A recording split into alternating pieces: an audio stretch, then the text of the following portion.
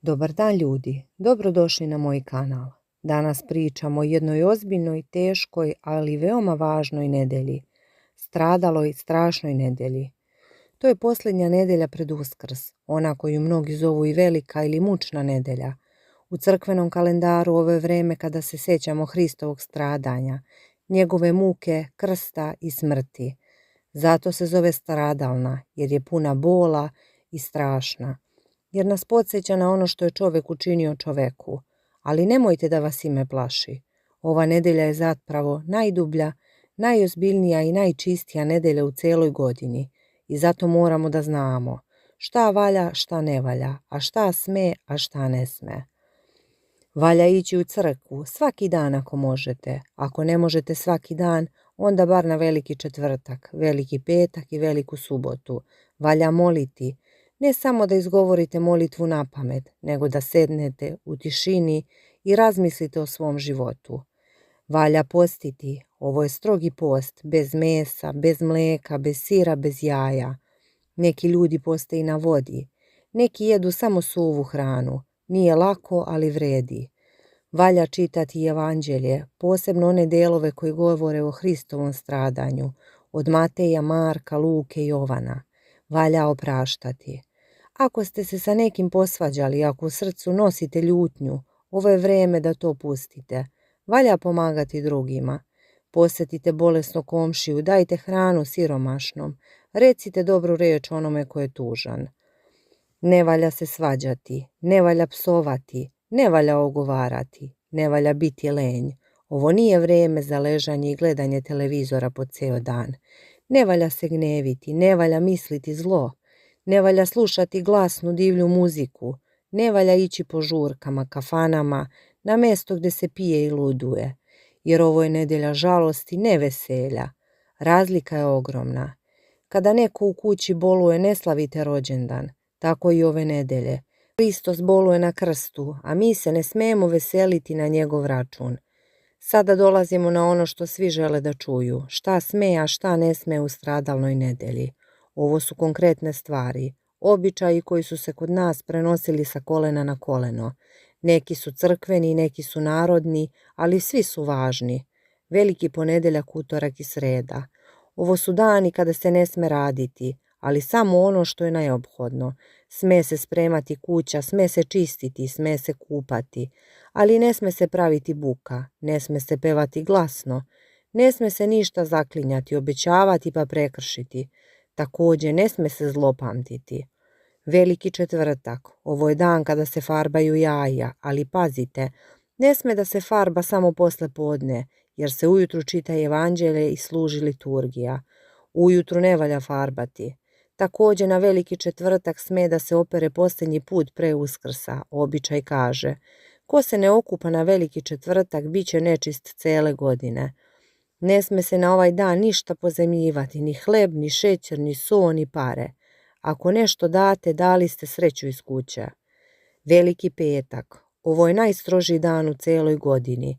Ne sme se ništa raditi, ne sme se čistiti, ne sme se prati, ne sme se peglati, ne sme se cepati drva, ne sme se ništa šiti, ništa kuvati, osim ako je baš neophodno. Ne sme se jesti do uveče, a onda se smijem pojesti malo hleba i vode. Neki smeju i pasulj bez ulja, ne sme se smejati, ne sme se igrati, ne sme se ići na veselja. U nekim selima veruju da na Veliki petak ne sme ni voda da se prospe napolje, jer se time gasi Hristova duša. To je možda preterivanje, ali poenta je, dan je za tišinu, suze i molitvu. Velika subota, posljednji dan ove stradalne nedelje, šta sme? Sme da se priprema hrana za Uskrs, peku se kolači, priprema se jagnje, farbaju se jaja ako niste u četvrtak, ali dalje ne sme da se jede meso, mlijeko i jaja. To ćete tek u nedelju. Ne sme se svađati, ne smeju se grditi deca, ne sme se ići uveče na spavanje pre ponoći, jer se u ponoć slavi Hristovo vaskrsenje. Sme da se ide na liturgiju uveče, sme da se nosi korpa sa hranom, da se osveti i sme da se raduje, ali tiho, sa strahopoštovanjem. Ovdje bih da vas nešto pitam. Da li ste znali u stradalnoj nedelji ne sme ništa da se prodaje i kupuje na veliko? Na primjer, ako ste trgovac, ne valja na Veliki petak da otvarate radnju i prodajete stvari. To su naši stari tako zapamtili. Verovali su da ono što se proda na Veliki petak brzo propadne. Isto tako, ne sme se ništa zabijati u zemlju, ni kolac, ni motika, ni jašov. Ako nešto zabijate, zabijete ekser u Hristove ruke. Možda zvuči surovo, ali to je narodna pobožnost. Ako vam je ovo zanimljivo, ako želite da čujete još ovakvih priča o našim starim običajima, o veri, o tradiciji, o tome šta se radi i šta se ne radi u svakom danu crkvene godine, onda je vreme da pritisnete dugme za pretplatu. Prijatelji, kanal se zove Tufnasta džezva. Ne zaboravite, Tufnasta džezva. Kliknite na ono crveno dugme, uključite zvonce, da vas svaki novi video stigne na vreme. Ima još mnogo toga o čemu treba da pričamo. Nećete požaliti. Da se vratimo na ono šta sme u ovoj nedelji. Sme da se ispovedi i pričesti zapravo. Ovo je najbolja nedelja za to. Mnogi vernici se pričešćuju na Veliki četvrtak ili može i na Veliku subotu. Sme da se pali sveća pred ikonama, sme da se kadi tamjanom po kući, sme da se čita psalam 50 i 90, oni su za zaštitu. Sme da se deci priča o Hristovoj muci, sme da im se objašnjava zašto je ova nedelja tužna, to je dobro, to valja, a šta ne sme. Nekoliko stvari koji ljude često rade. Ne sme se na Veliki petak šišati i brijati. Neki kažu da će dlake pobeleti, neki kažu da će čovjek dobiti groznicu, ali poenta je, to je dan žalosti, nije dan za lični izgled. Ne sme se prati veš na Veliki petak i Veliki subotu, jer se veruje da će se veš okrvaviti, opet simbolika Hristove krvi. Ne smeju se igrati bilo kakve igre, ni karte, ni šah, ni čoveče ne ljuti se. Nije vreme za to i ne sme se spavati previše u ovoj nedelji. Treba budno moliti kao što su učenici trebali da budu budni u Gecimanskom vrtu.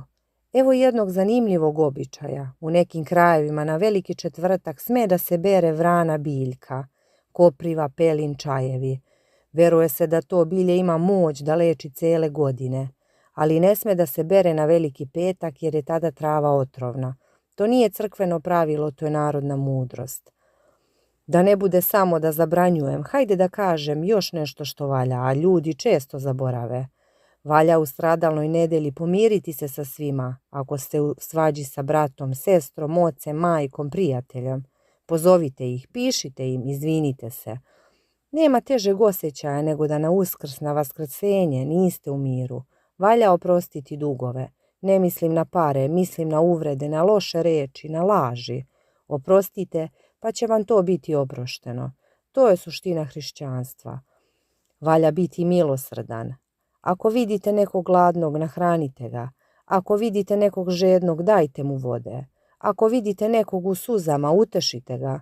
To je ono što Hristos traži od nas, a ne samo da ne jedemo meso. I za kraj, šta ne sme nikako u stradalnoj nedelji? Ne sme se proklinjati. Ne sme se želeti zlo drugome, ne smeju se podmetati laži, ne sme se biti licemer, ne sme se ići u crkvu samo da vas vide, a kod kuće biti grub, to je najgore. Ako postite očima, a jezikom jedete ljude, bolje da ne postite. Ovo je nedelja čistog srca, ne praznog stomaka. Dragi moji, stradalna strašna nedelja prolazi brzo. Već u nedelju ujutru Hristos vaskrse, radost, zvonjava, pucanje jaja. Ali da bi ta radost imala smisla, mora da prođe ova nedelja bola. Zato nemojte da je preskačete. Nemojte da je preživljavate kao još jednu radnu nedelju. Uđite u nju ozbiljno, dostojanstveno, sa strahom Božijem. Poštujte šta valja, izbegavajte šta ne valja. Radite šta sme i ne radite šta ne sme. Ako vam je ovaj video bio koristan, ako želite da ostanete u kontaktu, da zajedno učimo o našoj veri i tradiciji, pretplatite se na kanal Tufnasta džezva, kliknite na pretplatu, podelite ovaj video sa prijateljem, ostavite komentar šta vi radite u ovoj nedelji. Ja se zahvaljujem što ste odvojili vreme da me saslušate. Vam blagoslovenu stradalnu nedelju i neka vas mir Božji čuva. Hvala vam do sljedećeg videa.